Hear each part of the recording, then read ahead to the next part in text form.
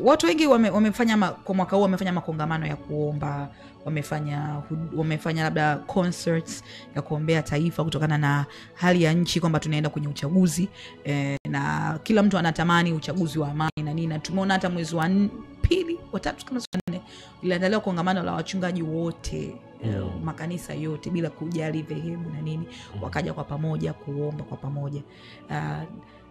Kwako wewe imekaje? Na wewe pia una mpango wa kufanya hivyo? Na kwa nini sasa hivi imekuwa ni kwa hali, yani ni kwa nguvu sana kila mtu anatamani kufanya kongamano la kuombea taifa?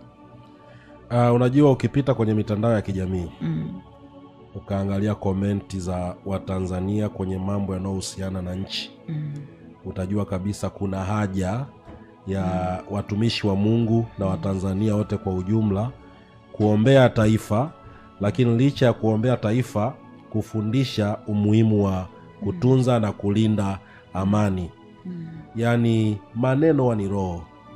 Nchi zote tunaoziona huko zimewahi kupata machafuko ni nchi ambazo zilianza kwa chokochoko za maneno. Ndugu zetu wa upande wa siasa, misuguano yao nayo tunaona kama hailipeleki taifa pazuri.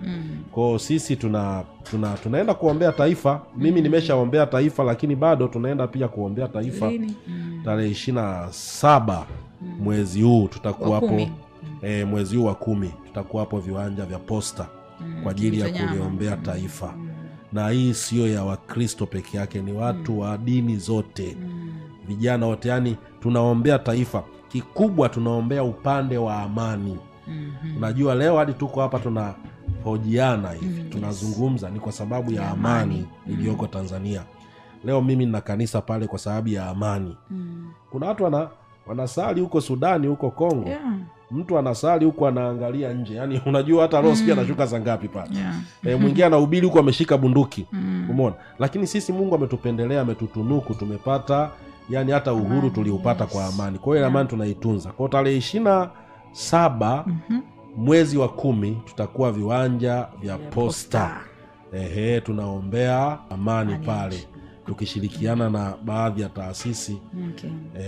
Baadhi ya taasisi, watumishi wa Mungu kwa ajili ya kuombea amani. Watumishi wa Mungu kama kina nani? Labda kuna waimbaji au watumishi wa Mungu wengine ni kina nani? Watakuwepo mashehe, watakuwepo mitume, manabii, watakuwepo wachungaji, watakuwepo maaskofu, watumishi wa Mungu wengi.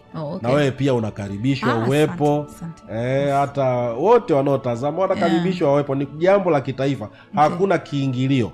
Free. Wasafi Sunday Worship Season 2, every Sunday 8 a.m. to 11 a.m. with Suzette MC Mackenzie and MC Madevo. Hapa Wasafi TV.